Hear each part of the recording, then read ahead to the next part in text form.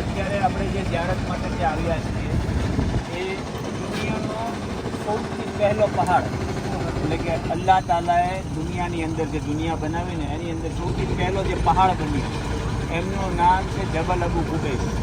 શું નામ છે? જબલ અબુ કુબૈસ. દુનિયાનો પહેલો પહાડ.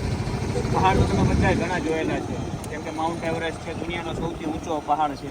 એમ દુનિયાની અંદર સૌથી પહેલો પહાડ જે બનાવવામાં આવ્યો હોય એવો પહાડ છે જબલ અબુ કુબૈસ. કે એ પહાડ ઉપરથી હુજૂર અકરમ સલ્લલ્લાહુ અલૈહિ વસલ્લમે ચાંદના 2 ટુકડા કર્યા હતા. તમે સાંભળેલું છે ને, ચાંદના 2 ટુકડા? એ 2 ચાંદના ટુકડા જે કર્યા હતા જબલ અબુ કુબૈસ. એ જે છે પહાડ તમને કે અહીંથી શરૂ થાય કે આ આખો પહાડ જે છે આ પહાડ હતો. સાંભળો દાદા, હું પછી તમને સમજાવું અલગ. આજે આખો પહાડ જે છે એમનું નામ છે જબલ અબુ કુબૈસ, દુનિયાનો સૌથી પહેલો પહાડ.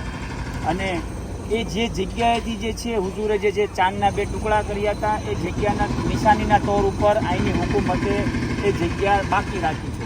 એટલે કે અહીંયા એવી નિશાનીઓ ઘણી બધી રાખી છે. પણ તમને કદાચ ખબર હોય તો જેમ કે સામે જે તમને એક દિવાલ ઉપર જે 2 બારી બતાવી છે, આખી દિવાલમાં સામે ઉપર જે 2 બારી બતાવી છે એ જગ્યાએ પહાડ હતો અને એ જગ્યાએથી હુજૂરે જે છે એ ચાંદના 2 ટુકડા કર્યા હતા, હુજૂર અકરમ સલ્લલ્લાહુ અલૈહિ વસલ્લમ. અને ત્યાં આ લોકોએ જે નિશાનીના તौर ઉપર જે છે એ 2 બારી મૂકી. આ આખો પહાડ હતો. અત્યારે જે છે એ ડેલિગેટ હાઉસ છે, પછી જે આપણે કોમ્પ્યુટર ઓપરેટર રૂમ છે. અને રાજા જ્યારે આવે છે અથવા તો રાજાના જે મહેમાનો આવે છે, કોઈ અમુક મુસ્લિમ દેશના પ્રધાનમંત્રીઓ કે કોઈ એવા મોટા જે હસ્તીઓ આવે તો એમના માટેના રૂમ જે છે એ આની અંદર હોય છે.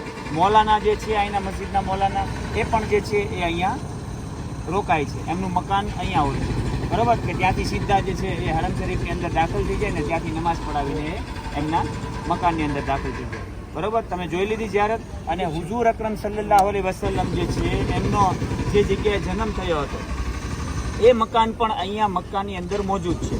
એ મકાનને આ લોકોએ તોડી પાડ્યું નથી. જેમ કે તુર્કીની સાથે જે એગ્રીમેન્ટ થયા છે એ લોકોના, એ મુજબ હુજૂર અકરમ સલ્લલ્લાહુ અલૈહિ વસલ્લમનું પેદાઈશનું જે ઘર જે છે એ એવી ને એવી પરિસ્થિતિમાં જેમ તુર્કીની હુકુમતના દોર પ્રમાણે જે હતું એ અત્યારે પણ એવી ને એવી પરિસ્થિતિમાં એ લોકોએ મોજૂદ રાખ્યું છે. પહેલાં ખોલવામાં આવતું હતું લાઇબ્રેરીના તौर ઉપર, અત્યારે ખોલવામાં આવતું નથી. આજે સામે જે પીળા કલરનું જે મકાન બતાય છે એ હુજૂર અકરમ સલ્લલ્લાહુ અલૈહિ વસલ્લમ જે છે એમનું પેદાઈશનું ઘર છે. અને ત્યાંથી હુજૂર જે છે એ ઇબાદત કરવા માટે જતા હતા. હુજૂરનો જન્મ જે છે એ મકાનની અંદર થયેલો છે, એ જગ્યામાં થયેલો છે.